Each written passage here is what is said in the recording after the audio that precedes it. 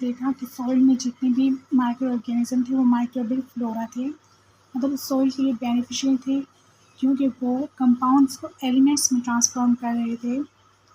इसके अलावा वो recycling of nutrients and carbon कर रहे थे और सॉइल की मिनरलाइजेशन कर रहे थे। तो हमें इससे पता लग गया कि अगर सॉइल में कोई भी कंपाउंड है या ऑर्गेनिक मैटर है तो माइक्रोब्स से तोड़ फोड़ के सिंपल फॉर्म बना देंगे। जैसे कि अगर ऑर्गेनिक कंपाउंड है तो उसे तोड़कर कार्बन अलग कर देंगे, हाइड्रोजन अलग कर देंगे, ऑक्सीजन अलग कर देंगे। तो हमें पता लग जाएगा कि एक ही एलिमेंट रिसाइकल हो रहा है। कहाँ से रिसाइकल हो रहा है? जियोलॉजी और एटमॉस्फेयर के दरमियान। तो अब हम इस साइकिल को देखते हैं। In the carbon cycle the micro organism transform the plant and animal residues into carbon dioxide and soil organic matter known as humus। तो इसमें पता चला कि सॉइल में जो भी ऑर्गेनिक मैटर होगा, जो माइक्रो ऑर्गेनिज्म होंगे, उससे तोड़ फोड़ कर कार्बन डाइऑक्साइड बनाकर एटमॉस्फेयर में भेज देंगे और इस तरह जो कार्बन होगा वो रिसाइकिल होगा एटमॉस्फेयर से जियोलॉजी और जियोलॉजी से एटमॉस्फेयर के दरमियान।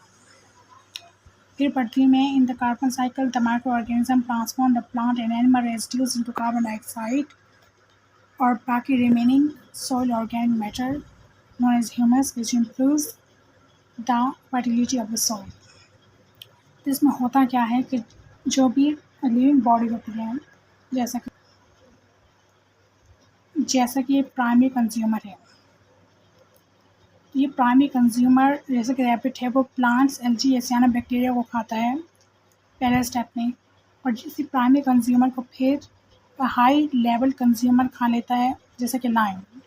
फिर जब ये दोनों डेड हो जाते हैं तो इनका जो डेट्रीटस होता है और ये जो प्लांट होता है ये डेड हो जाता है, इसका डेट्रीटस होता है, वो डेट्रीटरी बोर्ड्स यानी सॉइल माइक्रोब्स यूज़ करते हैं, यूज़ करके उसे दो चीज़ों में कन्वर्ट कर देते हैं। एक सेलुलर रिस्पायरेशन के ज़रिए कार्बन डाइऑक्साइड में और दूसरा डेट्रीटस यानी ह्यूमस में।